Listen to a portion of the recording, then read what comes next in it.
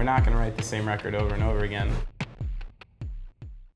How personal can a songwriter get, do you think? Because Brian is being, well, really personal with his lyrics. I think Brian opened himself up more on this record, you know, more than he ever has, without the mask of all these stories and all these names and these sort of imaginary tales. You know, it's just it's all him. him. It's him on a record. This is him giving himself to like everybody. So I think you can get pretty damn personal. I mean, it's definitely easily the most personal Brian's ever been on a record. For sure. For you personally, does a song mean more to you when you know that it happened for you? Yeah. Yeah. Yeah, it's funny. I think it's more interesting that way when you know the story behind something. And you know the story behind something and nobody else knows that story, which is the coolest thing about it. Yeah. It's funny on this record because there's times and things in the songs and lyrics where I relate to something that I know happened or some show or some incident when I don't even know if Brian's talking about that or not. And it's cool because that's what a good songwriter does, you know? It's not meant to specifically be like, this is what happened, I was here. It's meant for people to find themselves in it somehow. You know, and I do. You know, there were things on this record that I thought were about something and Brian told me they weren't. Yeah.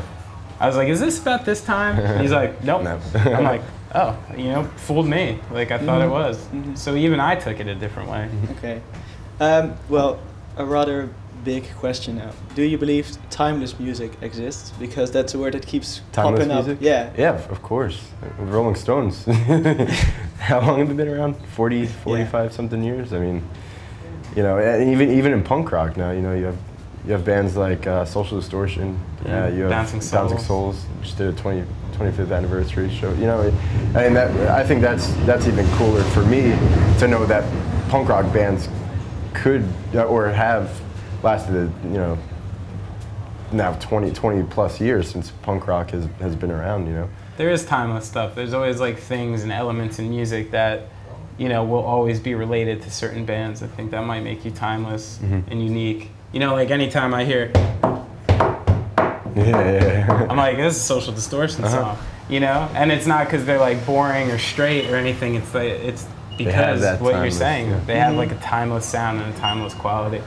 So I think it does exist. Yeah. And how do you strive for something like that? What do you have to keep? What do you have to do? Write good music. Write good music. Write what you believe. Like, you know, that's focus what you're actually supposed to be focusing on, which is writing music, and not only just writing music, but always progressing and always writing something that either challenges yourself or, you know, takes you in another direction and all these things. You know, I mean, there's a song on the new record that has a reggae beat. If you asked me if I'd be playing a reggae beat somewhere in a Gaslight Anthem song a couple years ago, I would have told you you're crazy. But I love the fact that it's in there. And we tried so hard to get it in there because it was cool and it was fun and it's different. And, you know, I think that's when you can see somebody trying to find themselves in music, you know, and you can sort of go on a journey with a band, you know. We're not going to write the same record over and over again. Like, if there's anything I can assure anybody, it's that. And the next one will probably be totally different again. But those are the kinds of bands I want to listen to. Bands where fun every record, every record you open, you stick it in. Like, let's try you this. Put the needle on. That. You're like, what are they going to do now? Like, what are they up to? How even down to how they're going to start the record. You know, which is that's what makes it timeless. Those opening chords must have been really. Ja, ik knok er zo mee. Last question then, okay. That's cool. He's getting angry. How do you want people in 20 years from now to talk about you? Like remember you. Yeah, like that.